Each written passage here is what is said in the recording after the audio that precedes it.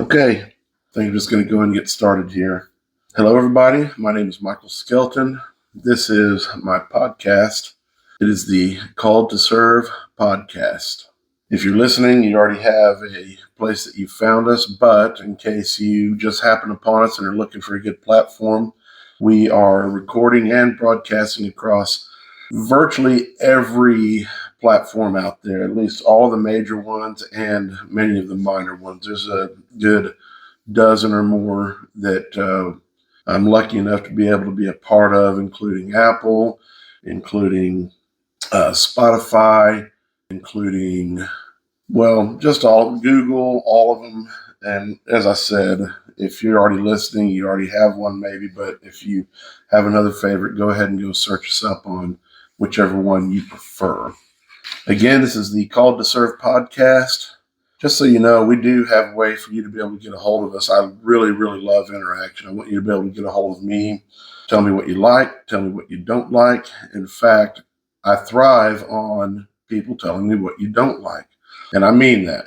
I don't say that tongue in cheek, and I don't say that being a smart aleck, but I really do because, one, it gives me something to debate. And two, yes, there have been very good points brought up when people don't fully agree with me. And if you will send me your feedback, especially the negative feedback, as long as it's civil, I'm not going to promote somebody's being a jerk on air or something like that. But if you will send me your disagreements, I promise I will put you on air, as far as at the very least reading your comments, your negative comments. Now I'm going to respond to them. And if you respond back, I'll put it on. We don't have the forum yet to where I can do a live debate with you or anyone else, but I will make sure that if you give me feedback, I will put it on air and I will respond to it. Some of the ways you can do that. My phone number for Called to Serve is 726-2506-308.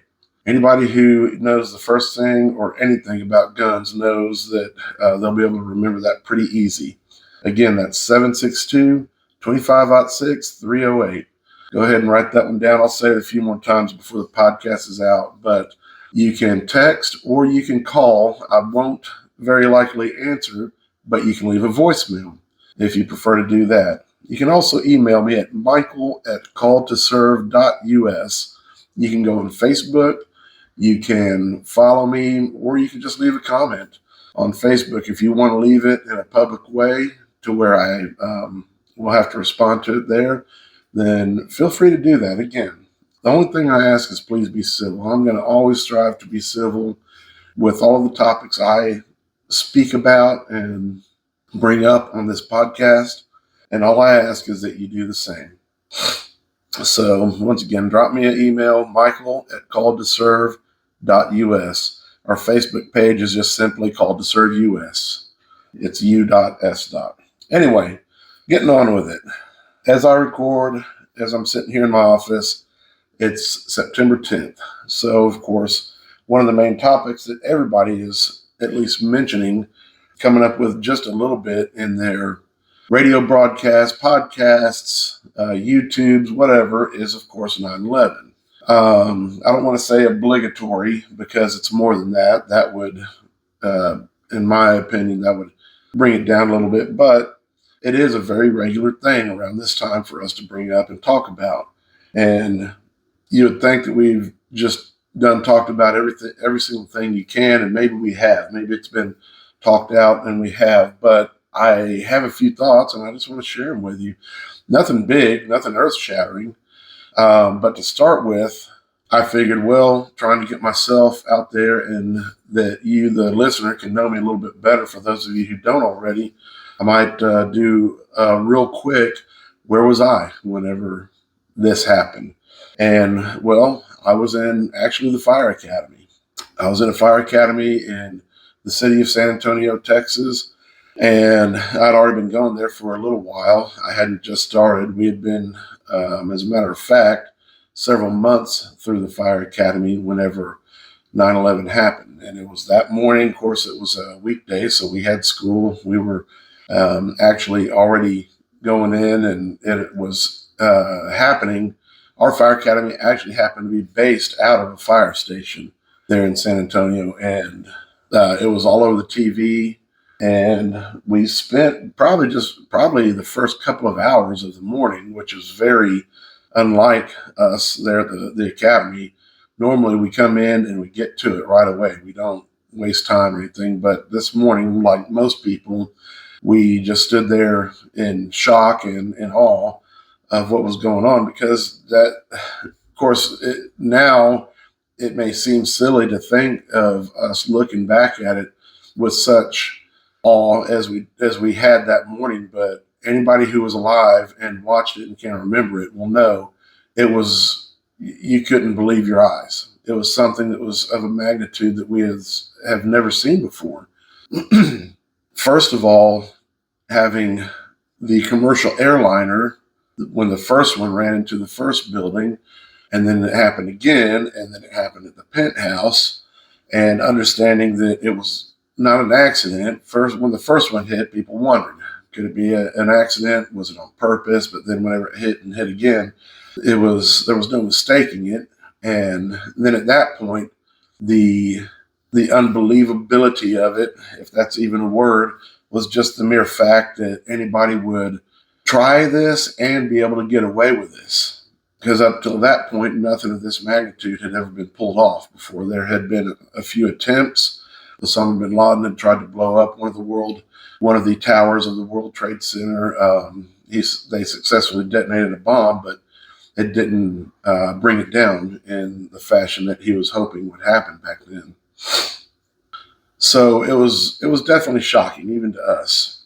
It's interesting because after a couple of hours of watching, both the students and the instructors said, well, as huge and unprecedented a deal as this is, we still need to get on and do some learning.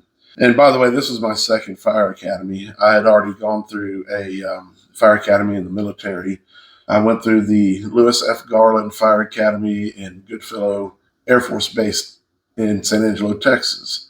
And the funny thing is that didn't, back then, 20, 30 years ago, that did not translate into its civilian counterpart here in Texas. And it had nothing to do with the quality. It actually, that fire academy that I went through in the military was 2 to 3 times the hours necessary and had more classes available as far as different topics covered than any other fire academy in the world. But because of administrative reasons, it just didn't translate from the military into Texas, the Texas Commission on Fire Protection. So once I was done in the military, I had to go back through a fire academy again, which was fine. I was able to do that and got it done and just continued on with my career. But I digress. So we're in the fire academy on 9/11. What an ironic place to be. And once we finally got back to our classes and our studies, like firefighters do, we decided to just analyze it. We said, okay, what just happened here? And what I mean by that is it was more than just looking at, okay, planes flew into some buildings. But by that point, at least one of the towers had come down, if not both, by the time we had gotten back into doing our studies and getting on with our academy. But that's what we analyzed, exactly what went on to cause these to fall. And you might look at it and say, well, that's a dumb question because a commercial airliner just flew into a building, a huge airliner flew into a building. Of course, it's going to come down. And what I want to tell you is it's more to it than just that. Had it been just merely an airplane flying, even a huge airplane, a commercial airliner flying into a building, and that was it, they would still be standing today. Or at least they would have not collapsed. They would have had to redo them structurally and maybe even controlled demolition, something like that. But they would not have collapsed in the way they did if it was just a simple matter of a plane flying into a building and causing enough damage just simply off the impact to bring it down. Some of you may know what I'm talking about, because what it was is it actually had to do more with the fuel, the fuel load and the burning and the type of structure that the towers were. Well, what type of structure were they? They were steel structure. They were what's called a Type 1 structure. They were protected steel members. The entire thing was these huge, enormous iron girders, and they were protected from fire with there's several different ways you can do it, but the members themselves were protected from fire, so that if and when there is a fire in those towers, it would not damage the steel members. But in all of this, we came up with this literally in class in about a half-hour discussion that we had on it. And it's funny because it took the media weeks at least to start being able to have the experts come on and try to understand exactly how and what went into the falling of the towers. And it took, of course, the commission years before they were able to officially come up with exactly what happened. And we talked about it in a half-hour debate and came up with the same thing within a half hour as it took the news media weeks and the experts weeks to even begin to understand, and even more so for the official commissions that were brought up. And what we talked about was the fact that whenever the plane hit, yes, that was an enormous impact. That was, you would almost think devastating and would be enough to bring it down, the buildings down in and of itself, but it wasn't. It was what followed that brought it down. And that's the enormous fuel load, the jet fuel plus the fire fuel that was already inside the tower, as far as the furniture, the decorations, all that kind of stuff. It all adds up. And what happened is that this fire begins to burn, and it's very, very hot because the jet fuel adds to it. So hot that it begins to expand the I-beams and the enormous steel girders that I previously told you about. Now, of course, you're thinking, well, you just told me that they're protected from fire. And they were, except whenever that impact happened, it knocked most of the protection off of those members. So now the fire protection is defeated, and the fire and the heat can get to the steel girders and all of the structural members. So it's burning, and steel expands a lot more than you might think. And so, especially under fire conditions, it gets that hot, and a length of steel that's a structural member, whether horizontal or vertical, will expand by feet. And so whenever it does that, what it does is it starts pushing other structural members and weakening them, because let's say, for instance, the horizontal members, they're pushing outwards. They're pushing to the left, to the right. They're pushing outwards, and what's on the end of them? Other steel members that are going a different way. So they're all heating up, and they're all pushing out, and they're pushing each other and coming undone as this is happening. And then, of course, the other thing is the fire itself is weakening. It's hot enough to where it's weakening all these members in the middle and on the ends, to where there was many other things that contributed, but those were probably the two biggest contributors to those towers coming down, because you have them being weakened. It's basically, if you put a coat hanger inside a campfire for long enough, it's going to get red hot. It's going to melt a little bit. It won't just melt into liquid, but it's going to get soft enough to where whenever you pick it up, even under its own weight, it's going to bend. But now think about that on a huge and a massive scale with the towers. Those structural members are getting weaker and weaker, and they're beginning to sag in the middle. And then you also have, well, they're sagging in the middle, but they're pushing out at the ends because they're expanding.